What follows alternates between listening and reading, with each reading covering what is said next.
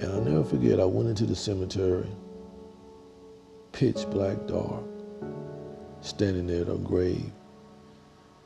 And I told her that I was coming home and I was coming to join her. Chronic pain is an opioid epidemic side effect. That was the most difficult time of my life, the most difficult. Even those who respond to calls for help sometimes have to make them. How did this happen in my household? The same war that I'm fighting is going on in my household. How did I miss that? Behind Forsyth County Sheriff Bobby Kimbrough's badge is a battle scar across his heart. I told her one day, I was 13 years old, I said, I'm gonna marry you one day. You knew she was the one? Oh yeah. And we dated for years and we got married. Bobby and Clementine Kimbrough, called Clem, turned 15 years of wedded bliss into a growing family of sons. Jalen was her baby. Yeah, she seemed very outgoing, and she would take the clothes off her back for someone else. Personality inspired her profession, a registered nurse at a large hospital. She loved what she did for a living. She was proud to be a nurse. She was proud to wear that white uniform. But the 12-hour overnight shifts took a toll. Plus, her husband was gone months at a time as a DEA agent fighting drug trafficking abroad. They counted on daily phone calls. Looking back, there were several times when you could be talking to her in mid-sentence and she would just fall off to sleep. And at the time, I thought, she's tired, she's overworked. And I realized some things later on. June 6, 2005, he was back in town running an errand when his older son called. Jameson called me and said that Mom is asleep in the laundry room. And I said, sleep in the laundry room? And he said, yeah. And so I said, I'm on the way. And so he said, she won't move, I'm trying to wake her. I said, hang up. We dialed 911. I looked at her and got down on my knees to touch her, and she was cold. And I started doing CPR, even though she was cold, and I knew. Sheriff, you said your answers to what happened came in the mail with the death certificate. And it was confirming my worst fear. And I say that because even in death, we want death to be a respectable death. No one wants to say my loved one died of an overdose. My dad used to tell everyone that she passed from an aneurysm. Jalen was 18 months old when his mom died and only recently learned the truth of how. Acute methadone toxicity. Methadone is a long-acting opioid used to treat opioid disorder.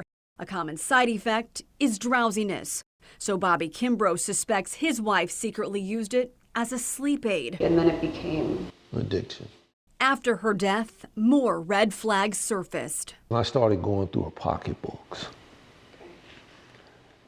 that's when I realized that something wasn't right, because I started seeing the little vials that they come in the hospital, and I realized what happened. And what happened next was a dark personal spiral. How?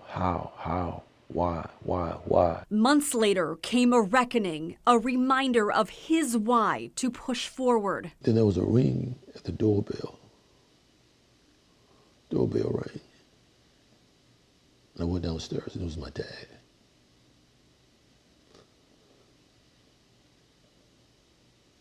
And he asked me, was I all right? And I told him no. And we talked for a minute. And he said, you've got to get yourself together, because these boys need you. He channeled that need into his work, eventually as sheriff, slowly peeling back layers of stigma. 2005, emotional, I lost my wife. His mantra, "Never walk alone," is now the name and mission of his community outreach. In summer 2022, awareness inspired prevention, distributing the overdose antidote naloxone. My favorite project that I worked on with Sheriff Kimbrough's office was getting the naloxone vending machine installed in the Forsyth County Jail, because we have actual proof that that has saved lives. Amanda Clark is now Guilford County's first drug and injury prevention coordinator, spreading word about opioid prevalence across all socioeconomic backgrounds. It just takes one person to save a life, and every one of those overdose deaths is preventable.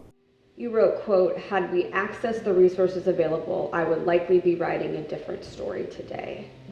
What story are you writing now for Clem? I'm carrying out the legacy of her boys. The story I'm writing now is I'm being a better person. I'm telling her story. I'm being transparent. There will be a child watching this story who has lost a parent to opioid addiction. What would you say to that child? It's not abandonment. It was just God had a plan for you, and for you to keep pushing and for you to tell your story. So you remember the first time I brought you here? Remember the story? Yeah. What happened? He said we started at the bottom of the hill, and he said when we got up here already, I immediately ran to her headstone. All of us know our birthday and none of us know our exit dates. It ain't really important, right? It's what you do between those dates, man. Remember that. Perhaps it's not the manner of death, but the meaning that matters. Saving lives is a legacy that lives. Megan Malaris, WFMY News 2.